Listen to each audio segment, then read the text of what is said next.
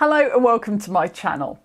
Now imagine you're new to air fryers. You buy this one, take it home, plug it in, and the first thing you see is this. You might do what I did and turn it straight off again and think, I'll tackle that later when I have more headspace. The 5.5 litre Cosori air fryer has a lot of buttons, but don't panic. In this video, I will show you how it works and tell you about its features and its pros and cons. Now first up, this air fryer was gifted to me by Cosori so I could make this video, but you'll get my honest opinion of it. The manufacturer had no input into this video beyond sticking this air fryer in the post. So we do already have an air fryer in our house. There's a review of that in the description below, but for the last couple of weeks we have left that well alone and swapped entirely for this Cosori. This Cosori is a single drawer air fryer and it's pretty compact, which saves on worktop space. One of the nice things about it is it's available in several colours, not just black, and there's a smart model as well, which works with an app. The manufacturers have made some big bold promises about this model. They say it cooks 50% faster than a conventional oven, and as a result you will save money on your electricity bill. Another one of its features is, unlike a lot of similar shaped air fryers, it has a square rather than round basket. So that gives it a little bit of extra capacity relative to the size of the machine, and the 5.5 litres in its model name is how much the basket would hold if you filled it up completely. So let's talk about this overwhelming selection of buttons. Don't be put off by them. All of these buttons are actually presets, not settings. They are intended to help you save time, not to get in the way of you doing your cooking. So for instance, if you want to cook steak, you press the steak button and it will suggest a temperature of 205 Celsius and a duration of 6 minutes. But if you have a recipe that says differently, or you just want to cook for longer or shorter time, you have the choice to alter what the preset gives you, or to forget the preset entirely and start from scratch by selecting the time and the temperature, which you can do using the controls in the middle of the machine. The controls on this air fryer also give you the option to preheat it, to keep warm, and to pause cooking. And if you pull the drawer out at any point in the cooking, the timer and the cooking will pause automatically. The intake vents for this air fryer are on the top of the machine. You can see there is a gap that runs all the way around the edge of the top, and it's important not to block that. So you have to resist the temptation to put things onto the top of the air fryer when you're doing your cooking. The hot air that comes out of the air fryer does so at the back, and this air fryer has a piece of plastic that sticks out in order to stop you from putting it too close to the wall and blocking that output. The heating element is pretty accessible, so it's easy to get in and do a deep clean once in a while.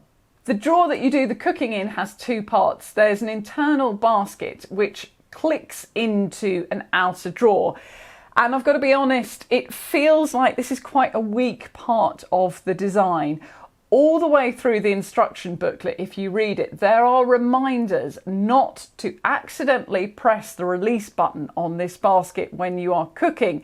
And you can see they've actually added a sliding button guard to stop people from pressing it by accident. It feels like they were quite a long way into building this model when someone realised that the design was a problem, and so they slapped the plastic guard on in order to fix it. I don't like it. It wobbles about, it gets in the way, and I'm pretty convinced that it will be the first part of the machine to break, albeit if it does, it won't be terminal. So I'm guessing you're itching to know what the air fryers actually like to cook in. One of the things I was keen to cook was a whole roast chicken. It's something that everybody always asks to see done in an air fryer. I bought the smallest one which was available, which was 1.4 kilograms. We had to position it carefully so that the legs didn't stick up too much, and it looked like it fitted in the drawer pretty well. However, after a few minutes of cooking, we smelt burning. We opened the drawer and realised that the chicken was actually making contact with the heating elements. So we had to rejig it around again and manipulate it until it was lying flatter in the basket and didn't touch that heating element. However, despite our early hiccup, it was a success and it was very tasty, nice and moist, cooked in good time.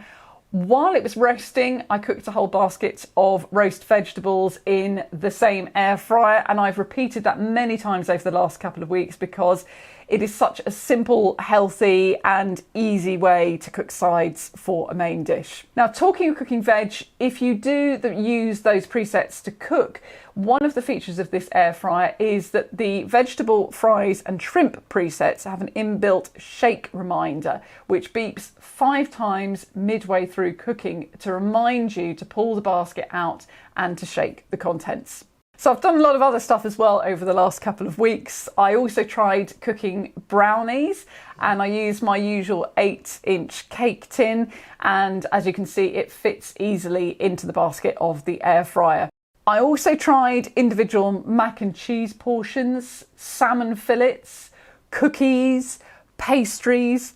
All of them were a success, and I also tried pizzas. The recipe book that comes with this Cosori air fryer has a recipe for mini pizzas where you cook the base with just olive oil on it and you remove it halfway, add the toppings and return it. We did this, got to say it was more than a little tricky to put a floppy pizza base into a pre-warmed basket and not touch the sides with your hands, and a little bit awkward to kind of take it out halfway and put the toppings on as well. So it was fine, but it wasn't my favourite thing to cook in the air fryer, and I think we'll just stick to doing them in the oven where you can at least do a full-size pizza. So just a note on cleaning, because it will have to be done.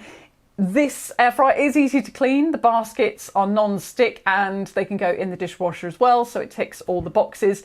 If grease builds up over time, Cosori say in order to protect the non-stick surface, they recommend using a baking soda paste to remove any build-up, which, bonus, is also a very cheap option for cleaning as well. Now, if you're still trying to decide which air fryer to go for and you want to check out a 2-drawer model as an alternative, then hop over to watch my review of the Ninja Dual Zone. That's up on the screen right now.